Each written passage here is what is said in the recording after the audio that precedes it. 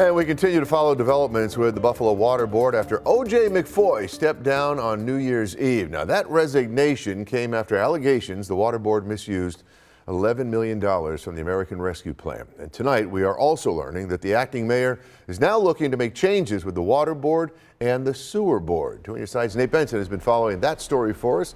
Joins us from our newsroom tonight. Nate. Yeah, good evening, Scott. We told you last night that McFoy was gone from those positions at Buffalo Water and the Sewer Authority as of New Year's Eve, and now the acting mayor is looking at making changes to both of those authorities. As the sun sets behind the Colonel Francis G. Ward pumping station, so sets another day of seemingly endless news coming out of the Buffalo Water Board and now Sewer Authority. With news that the leader of both authorities, O.J. McFoy, stepped down on New Year's Eve, the same day that acting mayor Mayor Scanlon sent a letter calling for a full accounting of rescue plan spending by Buffalo Water, there's a leadership gap. The Water Board had to cancel its regular meeting on Wednesday because it didn't have enough members present to legally conduct the meeting. The leadership void is something Scanlon says he wants to address sooner rather than later. One of the things we're looking at is the Buffalo Water Board, the Buffalo Sewer Authority, those boards, the makeup of those boards. Some of the appointments to those boards date back to as far as 2007. And so we're looking at who's on those boards, who's been appointed them, how long they've been on there, and if changes need to be made.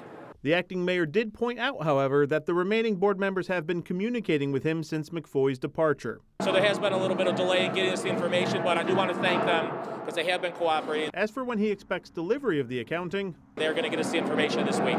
And Scanlon has pledged to make that information public. But there have been calls for a broader overhaul of Buffalo Water. Even though there is a board that oversees the big picture water service for the city, the actual operation and maintenance of the system is outsourced to a third-party company, Veolia North America. In 2020, the city signed a 10-year contract with the company to handle all municipal water operations in Buffalo to the tune of $7.8 million per year. But there's a growing movement, led by the Partnership for the Public Good, to have the city of Buffalo reclaim its control of the water system. Scanlon, though, says it's not a priority right now. There's state enabling legislation that created the water authority, so that would be the route you'd have to do is change that. But right now we're not talking about that. Right now, more than anything, we're just looking to be as efficient and as effective as possible.